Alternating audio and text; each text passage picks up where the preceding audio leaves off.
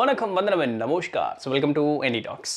இன்றைக்கி நம்ம என்டி டாக்ஸில் என்ன வீடியோ பார்க்க போகிறோம் அப்படின்னு சொன்னால், நம்மளுடைய பூமி இருக்குது இல்லைங்களா, இப்போ நாம் வாழ்ந்து கொண்டு இருக்கக்கூடிய இந்த ஒரு பூமி, இதை பற்றி மேலை நாட்டவர்கள், அதுவும் ரொம்ப பர்டிகுலராக இந்த ஏலியன்ஸ் பற்றின ஆராய்ச்சிகள் செய்யக்கூடியவர்கள் ஒரு சில கூற்றை முன்வைக்கிறாங்க. மொத்த கிரகத்தையுமே என்னென்ன சொல்கிறாங்க அப்படின்னு சொன்னால், இந்த பூமி அப்படின்னு சொல்லக்கூடியது ஒரு சிறை போல், இது ஒரு சிறை கிரகம் அப்படிங்கிறாங்க. பிரிசன் பிளானட் அப்படின்னு சொல்லி இதை பேஸ் பண்ணி ஒரு தியரியை உண்டு பண்ணியிருக்காங்க. பிரிசன் பிளானட் தியரி அப்படின்னு சொல்லி ஒரு தியரியை உண்டு பண்ணியிருக்காங்க. என்ன மேட்ரு அப்படின்னு சொன்னால், இந்த பூமியில் மனிதர்களாக பிறந்த உயிர்கள், பிற உயிர்களை பற்றி அவங்க பேசலை.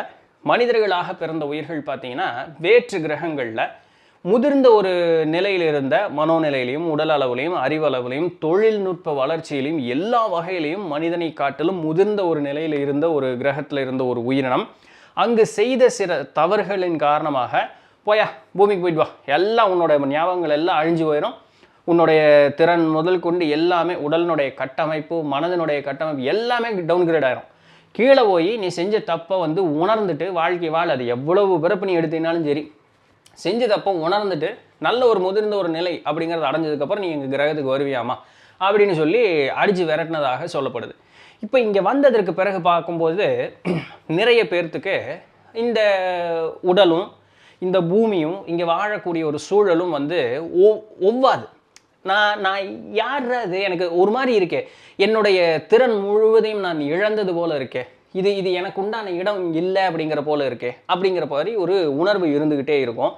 இந்த ஒரு காரணங்கள்னா என்னன்னு யோசித்து பார்க்கும்போது இந்த அறிவியலாளர்கள் என்ன சொல்கிறாங்கன்னா, நீங்கள் இந்த பூமியை சார்ந்தவர்கள் அல்ல, ஏதோ காரண காரியத்தினால எதையோ ஒரு செய்த தவறின்கால் நீங்கள் இங்கே பிறப்பதற்கு ஏதுவான ஒரு சூழலை அமைத்து கொடுக்கப்பட்டிருக்கிறது. நீங்களா தானெல்லாம் வரல, உடனே சேர்த்து அடித்து அனுப்பிச்சி விட்டாங்க.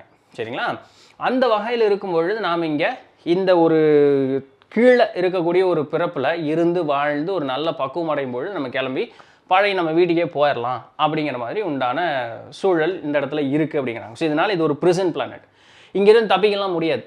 எப்படி தப்பிக்கலாம் அப்படின்னு சொன்னால், நம்மளுடைய அந்த மனப்பக்குவத்தின் பேர், நான் இப்போ ஒரு தெளிவாக இருக்கேன், இங்கே இருக்கக்கூடிய இந்த ஆசாபாசங்கள் மேலே பெருசாக எதுலேயும் ஈடுபாடு இல்லை, நான் எந்த ஒரு சூழல் வந்தாலும் அமைதியாக இருக்குன்னா தப்பிச்சு கிளம்பி போகலாம் அப்படின்னு சொல்லிட்டு, இது நம்மளுடைய கலாச்சாரத்தில் ரொம்ப ஈஸியாக கோரிலேட் ஆகும். எல்லா புராணங்கள்லையும் நம்ம பார்க்குறது உண்டு.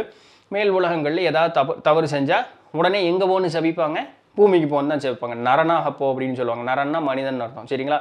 ஸோ அவங்கள விட நம்ம ஒரு இந்த இந்த பயாலஜிக்கல் சூட் இது பிற உலகங்களை காட்டிலும் அறிவிலையும் சரி உடல் அமைப்புலையும் சரி குறைவு. இந்த இடமும் பார்த்தீங்க அப்படின்னு சொன்னால் தொடர்ந்து மாறுதலுக்கு உண்டானது, ஏகப்பட்ட துன்பங்களை கொடுக்கக்கூடியதாக இருக்கும். ஸோ இது எல்லாமே நம்மளுடைய புராணங்களில் பார்த்துக்கிட்டே வந்துட்டே இருக்கும். இப்போ இதில் என்ன இன்னொரு பியூட்டி அப்படின்னு சொன்னால், ஒரு அறிவியலாளர் இந்த உடல் இருக்குது பாருங்கள், இந்த உடலே சரியாக கட்டமைக்கப்படாத ஒரு உடல் அப்படிங்கிற மாதிரியும் சொல்கிறார். யார் அவர் பேர் என்ன அப்படின்னு பார்க்கும்போது, டாக்டர் எல்எஸ் சில்வர் அப்படின்னு சொல்லக்கூடியவர் ஒரு புக்கு எழுதுகிறாரு. Humans are not from Earth, scientific valuation of the evidence அப்படின்னு சொல்லக்கூடிய ஒரு புக்கு எழுதுகிறாரு. அதில் இந்த பூமியினுடைய சுற்றுச்சூழல் அப்படிங்கிறது ஒரு மோசமான ஒரு வகையில் கட்டமைக்கப்பட்டிருக்கு. நம்ம இதை எப்படி கண்டுபிடிச்சிக்கலாம் அப்படின்னு சொன்னால், நமக்கு எளிமையாக இந்த வெயில் பட்டுது அப்படின்னு சொன்னால் தோல்லலாம் நமக்கு பிரச்சனைகள் அப்படிங்கிறது வருது.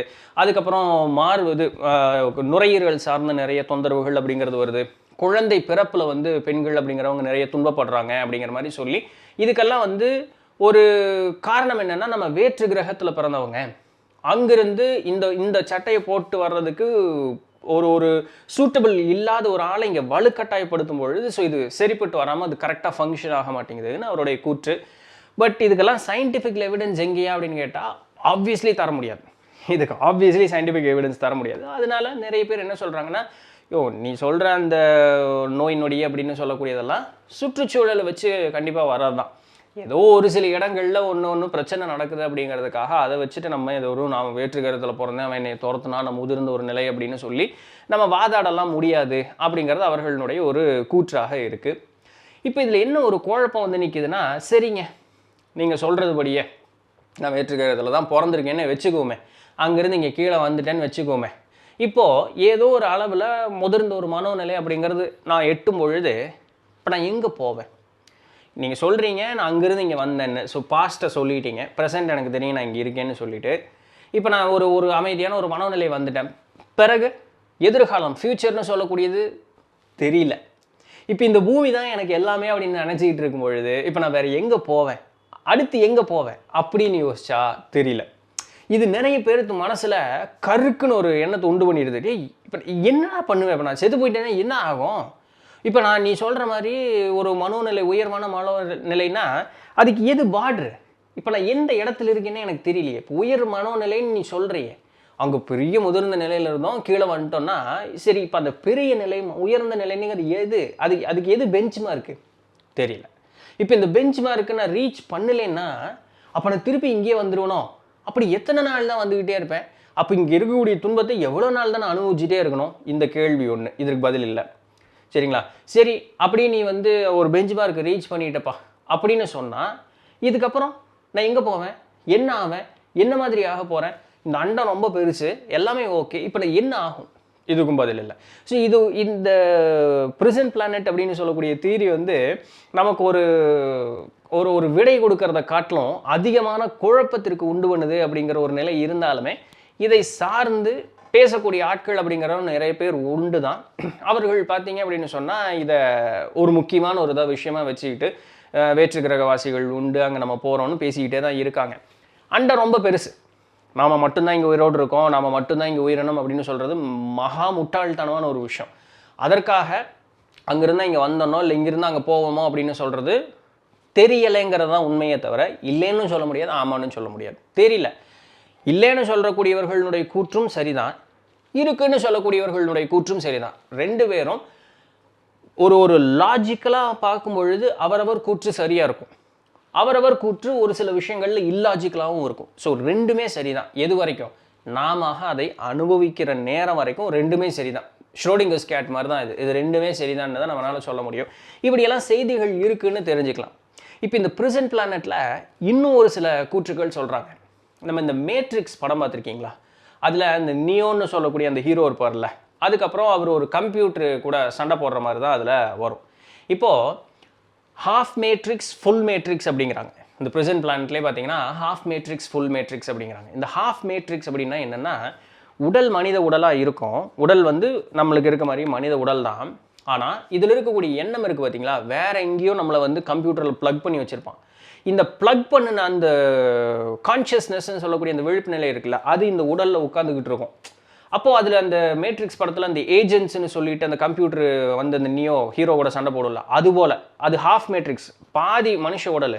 ஆனால் இந்த மனுஷ உடலை வேலை செய்ய வைக்கிற இந்த எண்ணம் அப்படிங்கிறது வேற எங்கேயோ கம்ப்யூட்டர் ப்ரோக்ராமு, வேற ஒரு கம்ப்யூட்டரை கண்ட்ரோல் பண்ணிட்டு இருக்கேன். இது ஹாஃப் மேட்ரிக்ஸ்.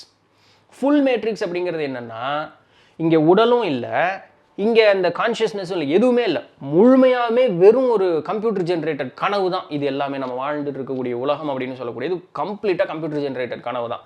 இங்கே இப்படின்னு ஒன்று கிடையவே கிடையாதுன்னு நம்மளுடைய அத்வைத கோட்பாடு தான், வேறு ஒன்றும் இல்லை. சரிங்களா?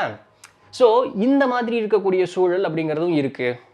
இதை ஒப்புக்கொள்ளக்கூடிய ஒரு சூழலுக்கு நம்ம வர்றோம். எப்படி வர்றோம் அப்படின்னு சொன்னால், இப்போ மனிதன் முதல் பார்க்கும்பொழுது பிற உயிர்களை காட்டிலும், அதாவது அண்டத்தில் வேறு ஏதாவது ஒரு உயிர் இருக்கும் பட்சத்துலையும் அதை காட்டிலும் மனிதன் அறிவில் உயர்ந்தவனா அப்படின்னு கேட்டால், இங்கே இருக்கிறவனுக்கே அறிவில்லடா, இது எங்கே வேற ஒருத்தனோட அறிவாக இருக்க போகிறான், நம்மளே ஈஸியாக சொல்லிடலாம். கண்டிப்பாக நம்மளோட முதிர்ந்த உயிரினங்கள் இருக்கத்தான் கூடும் அப்படின்னு சொல்லி, ஏன்னா அண்டம் ரொம்ப பெருசு. ஸோ அதனால நம்ம தான் எல்லாத்துலேயும் சேர்ந்தவனா 100% சொல்ல முடியாது, முதல் விஷயம். ரெண்டாவது பார்த்தீங்கன்னா, இப்போ இந்த ஆர்டிஃபிஷியல் இன்டெலிஜென்ஸ் அப்படிங்கிறத நம்ம கண்டுபிடிச்சிக்கிட்டு இருக்கோம் பாருங்கள். இதை கண்டுபிடிச்ச உடனேயே நம்ம என்ன பண்ண போகிறோம், நம்மளை மாதிரியே அதை ஆக்கணும்னு முயற்சி பண்ணிகிட்டு இருக்கோம். அப்போ நாமளே இவ்வளோ தூரம் இந்த ஆர்டிஃபிஷியல் இன்டெலிஜென்ஸ் அப்படிங்கிறதுல வந்திருக்கோம்னா, நம்ம விட அறிவில் முதிர்ந்தவன்ல எவ்வளோ தூரம் போயிருப்பான். இது ரெண்டாவது விஷயம். மூணாவது பார்த்தீங்கன்னா, சரிப்பா இந்த ஆர்டிஃபிஷியல் இன்டெலிஜென்ஸ் உண்டு பண்ணி தான் என்ன பண்ண போகிறேன்னா, எல்லாத்துக்கும் ஒரு வரையறை, இதுன்னு இப்படி தான் இருக்கும், இதுன்னு இப்படி தான் இருக்கும், இயற்கைன்னா இந்த மாதிரி இருக்கும், இந்த சூழல் இது நடக்கும், இதுக்கப்புறம் இது நடக்கும், இந்த கட்டுப்பாடுகள் இப்படின்னு சொல்லி கம்ப்யூட்டர் வச்சு எல்லாத்தையும் ஒரு ஸ்ட்ரக்சர் பண்ணுவோம். ஆல்ரெடி நீயே அப்படி தானடா இருக்கே அப்படின்னு யோசிச்சு பார்க்கும்போது, ஒருவேளை நம்மளையவே எவனோ ஒருத்தன் இப்படித்தான் கம்ப்யூட்டர் டிசைன் பண்ணி இங்கே விட்டுருக்குறானோ, அப்போ நாமன்னு சொல்லக்கூடிய இங்கே பேசுகிற நானும் கேட்குற நீங்களும் இங்கே வாழக்கூடிய வாழ்க்கை எதுவுமே உண்மை இல்லையோ, அப்போ நாம் எல்லாருமே வெறும் ஒரு கம்ப்யூட்டர் ஜென்ரேட்டட் ஏஐ ப்ரோக்ராம் தானா, அவன் டிலீட்டுன்னு கொடுத்து நம்ம எல்லாம் காணாமல் போயிடுவோமா?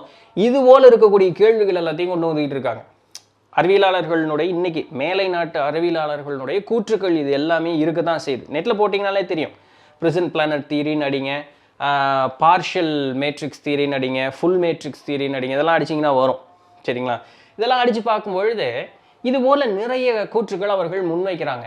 பட் நம்மளுடைய கலாச்சாரத்தின்படி நாம் வந்து பொருத்தி பார்க்கும் பொழுது அத்வைத கோட்பாடு தான்.